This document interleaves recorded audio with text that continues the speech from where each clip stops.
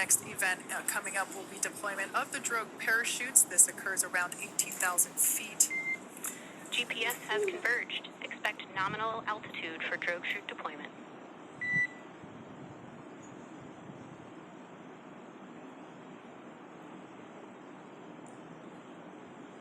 We're about 2 minutes away from deployment of those drogue parachutes.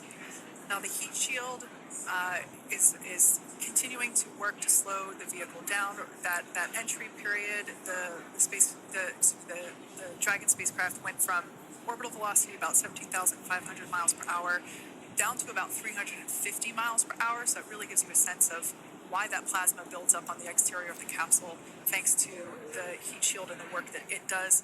Those drogue parachutes will slow it down from 350 to about 119 miles per hour. We can see 15 kilometers. Brace for drogue window. We can see seat rotation happening inside the capsule. Great to get those first views of our crew members. Once again, the capsules are going about 350 miles per hour when the drogues are deployed. Those drogue parachutes that we manufacture here in-house are going to slow the spacecraft down to 119 miles per hour. And that is when we will see the main parachutes deploy, and that occurs about 6,000 feet above the ocean's surface. And we are expecting drogue deployment at 2:53 p.m. Pacific, so we should see it any second now. And there you are getting a great view of Crew 9 inside Dragon Freedom as it returns back to Earth. We are awaiting the drogue deploys. This view coming from the WB-57 high altitude plane. And there you see it on your screen, drogue deployment. Drogue descent rate nominal. Visual on 2 health drogues. Crowd here very excited as Dragon Freedom continues to make its way back to planet Earth.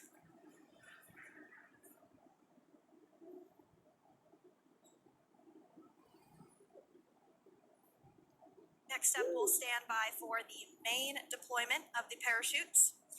The mains are quite a bit larger. You'll be able to notice the difference on your screen once they deploy, and they continue to ensure that the Dragon spacecraft slows down even further.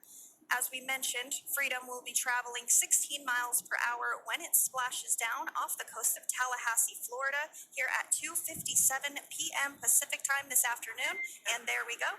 We have visual on 4 healthy mains. That view was from inside.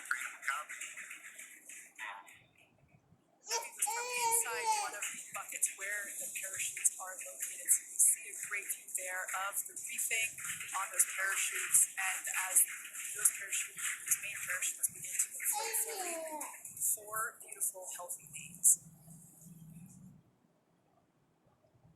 Now awaiting visuals of splashdown. We'll start to hear Commander Nick Hague. Copy 1000. As we heard right there, Commander Nick Hague will be calling out the altitude of the Dragon capsule from here on out. Landing in water is simpler and provides more margin against unlikely parachute issues. You can see those parachutes continuing to slow the Dragon capsule down. And if you're just joining us, you're looking at 800 meters. a live view of Crew 9, just minutes away from splashing down off the coast of Tallahassee, Florida. Splash down 2 minutes from now at 2:57 p.m. Pacific. We do have 4 healthy mains really doing the job there. Just breathtaking views of a calm, glass-like ocean off the coast of Tallahassee, Florida. Crew 9 just minutes away from splashing down. This is really such an incredible shot. Copy 600.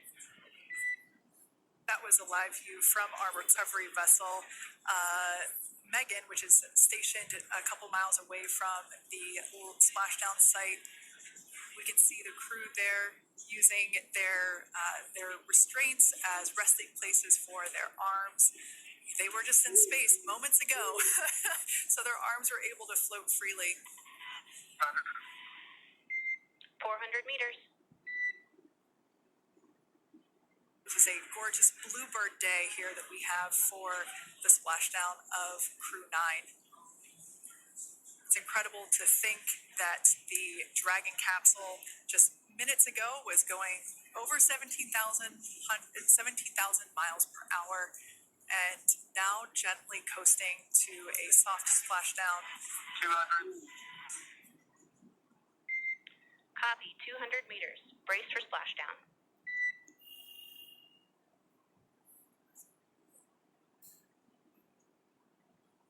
As you can see there on your screen, continuing to monitor progress of the Dragon spacecraft. And we're going to stand by for splashdown located in the Gulf of America off the coast of Tallahassee, Florida.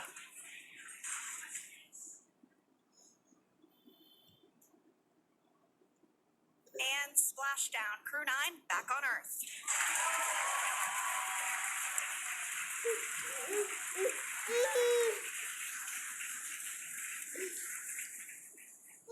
Splashdown, we see main chutes cut. Nick,